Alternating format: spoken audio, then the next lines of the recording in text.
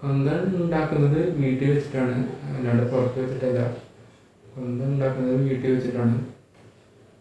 അപ്പോൾ നിങ്ങൾ എന്നെ നല്ല രീതിയിൽ സപ്പോർട്ട് ചെയ്യുക. ഇത് കുറേ നാൾ ഇങ്ങനെ ചെയ്യണമെന്നാണ് എൻ്റെ ആഗ്രഹം. പിന്നെ വചനത്തുനിന്നൊക്കെ കയ്യിലേക്ക്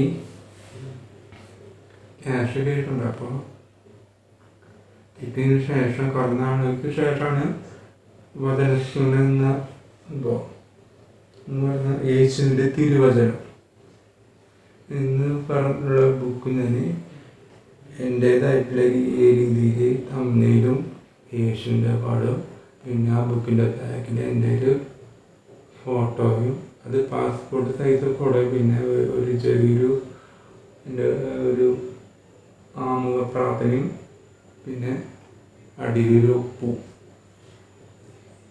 അത് എന്തായാലും ഉണ്ടാവും. വീട്ടിൽ വെച്ച് ചെയ്യാൻ പറ്റില്ല, എഴുത്ത് മാത്രമേ പറ്റുള്ളൂ. പിന്നെ ബാക്കി കാര്യങ്ങളും കമ്പ്യൂട്ടർ എന്തെങ്കിലും വേണം. അപ്പോൾ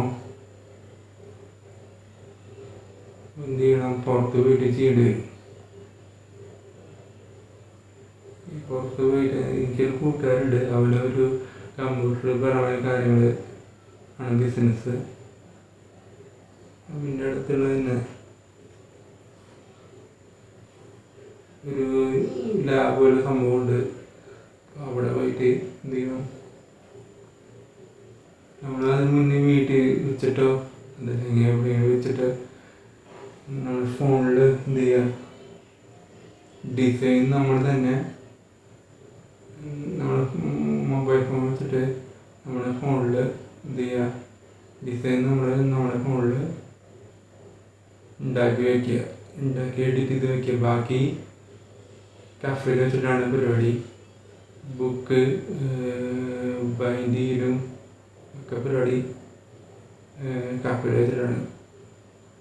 അപ്പോൾ ആ കാര്യങ്ങൾ വീട്ടിൽ വെച്ച് ചെയ്യാൻ പറ്റില്ല, കഫേയിൽ വെച്ച് മാത്രമേ ചെയ്യാൻ പറ്റുള്ളൂ. അപ്പോൾ എഴുത്തും മറ്റ് ചില ഡിസൈനും ഫോട്ടോ എഡിറ്റിങ്ങും ഒക്കെ വീട്ടിൽ വെച്ചിട്ടാണ്. അപ്പോൾ മൊബൈൽ ഫോണിൽ ഇങ്ങനെ കോപ്പി ചെയ്ത് പേസ്റ്റ് ചെയ്ത് എന്ത് ചെയ്യണം, എന്നിട്ട് വേണം കഫേയിൽ പോകാൻ. കഫേയിൽ പോയിട്ടാണ് പരിപാടി. ബാക്കി മറ്റു കാര്യങ്ങളും അത് ഉണ്ടാക്കി അവിടുത്തെ റേറ്റിൽ എത്രയാണോ അവിടെ പൈസ വരുന്നത്